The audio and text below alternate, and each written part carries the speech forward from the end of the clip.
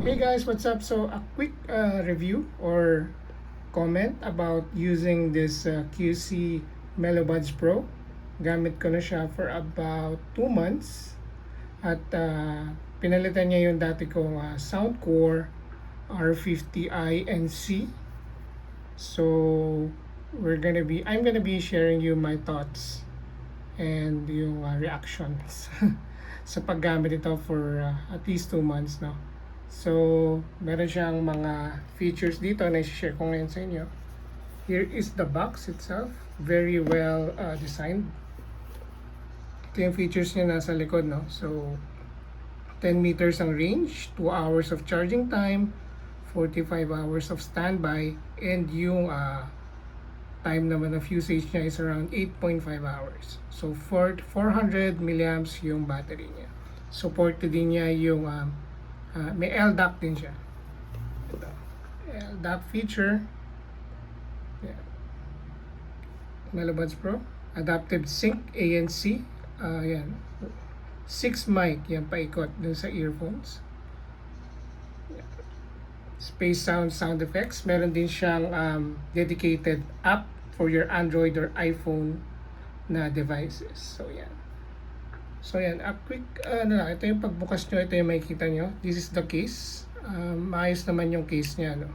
So solid naman yung quality, though plastic lang siya. May maliit na logo rito ng QCI, and here is your Melobuds. So may indicator siya nag-charge dito na maliit na dot. I'm not sure if you can see. Try natin. Tapos meron din siyang indicator dito.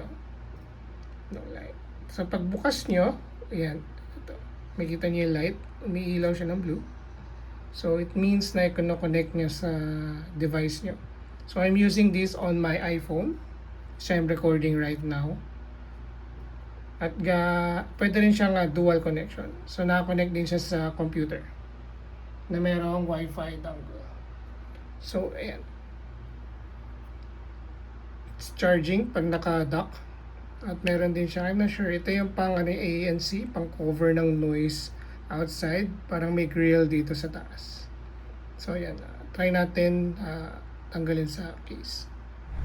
So ito yung laman niya, no? Sa before pulling it out sa case niya, meron siyang charging cable nakasama from type C to type A. At meron din siyang extra na ear tips, different sizes na pwede niyong subukan para mas mag-fit sa ears nyo. So, at meron din siyang instruction manual. Yun lang yung laman niya.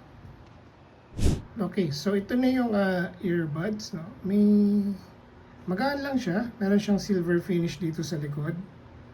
At ito yung form niya, no? Ito yung ANC na grill sa taas. Adaptive sync. Yan. LDAC feature. Yan. Magaan lang siya, no? So overall, yung quality naman niya, it's fine for its price. Nasabi ko na ba yung price? 1,300 ata o 1,400.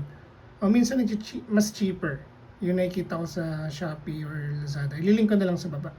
But so far, yung build quality is pasok naman. Passable. Hindi siya yung pag hinawakan mo is masisira. Mukha naman siyang decent. At wala akong naging issue sa build quality.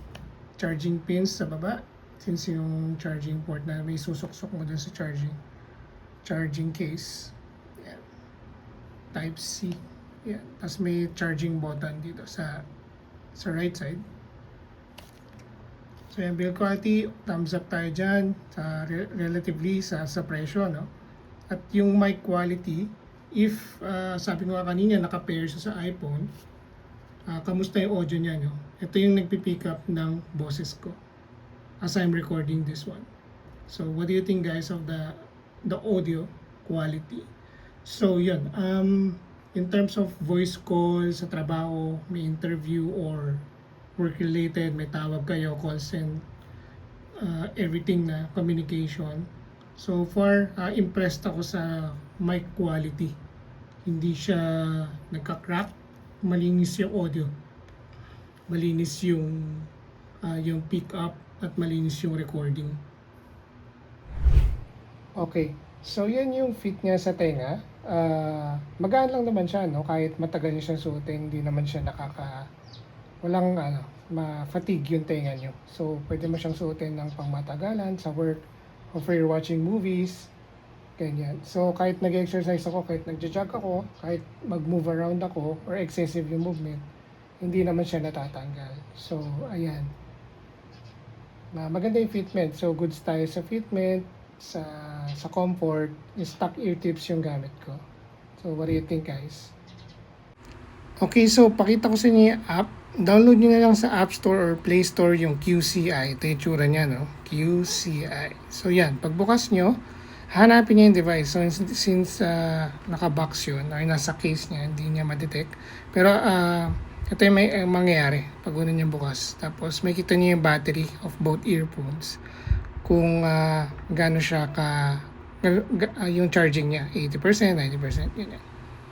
Tapos yan, pakita ko lang very quickly yung app. Yan, pwede kayo mamili ng equalizer. Ayan, marami naman dito. Default, pop, heavy bass. Yan, pag kulang kayo sa bass, on nyo lang yan. At pwede nyo rin i-customize yung equalizer dito sa pinaka-right niya. Yan, pwede nyo timplahin kung paano nyo gusto. So yan, meron din sa pangalawang sa baba niya, meron noise cancelling mode. Ako naka-noise cancel ako lagi, no? Parang 95% of the time. So, iniwan ko lang yan sa noise cancelling. Yes. Sa settings naman, ito, maganda rito. Pwede yung touch sensitive siya. Sa first, naka-off lang yan by default. So, ang kinagandahan dyan, hindi siya magne-next or magpo-pause pag hinawakan yung earphones nyo or i-adjust nyo. Which is really good, no? Tsaka yung rin yung wear detection. Pag tinanggal nyo yung isang earphone, magpo-pause yung sound. Personally, ayoko ng ganong feature, no? So, naka-off din yan. So, yan. Meron ditong tone switch. Ayan, English or Chinese. Yan. Find the headset. Yan, pag nawala yung earphones or na-misplace nyo somewhere in the house, pwede nyo hanapin or somewhere. Yun.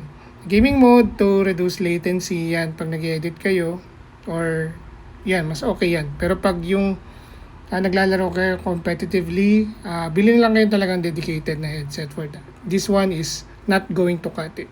So, more settings tayo. You can rename it, restore to default, or set factory. It gives you a lot of option. So, yan, dito tayo. Quick connection. Yan. You can pair two devices nga, no? Yan. Ito, dual device connection. Naka-on yan lagi for me since I'm using two devices. Minsan sa computer, minsan sa iPhone. Automatic siya mag-switch. Pag nag-play kayo sa iPhone, ng any YouTube, ganyan, or any media device, lilipat yung connection dito sa phone. And same goes dun sa PC. Pag nag-play kayo ng something, lilipat din dun yung connection. Seamless naman siya. At wala naman ako naging issue dun. Madali naman siyang i-navigate or i-setting. Or i-set. Ayun lang naman. Okay, so that concludes a short review or hopefully nakatulong ako sa inyo on choosing or not choosing this earbuds for you. So, maraming reviews ito online at maraming nagre-recommend ito. Kaya napabili rin ako just to check. And ngayon, ito na yung gamit ko. Kasi really impressed by its performance and price to performance. Yan. Mura na, okay pa. Very versatile siya. Magaan, build quality is okay. Yung battery niya is okay, fine. Could be better. Maraming earbuds na mas okay na oras, no? But for me, enough naman na to. At dito ko lang naman charge sa computer ko. When I'm going outside, enough naman yung battery niya. So yeah, thank you guys for watching and I hope you enjoyed the video. Thank you guys for watching again. I'll see you guys on my next video. Thank you.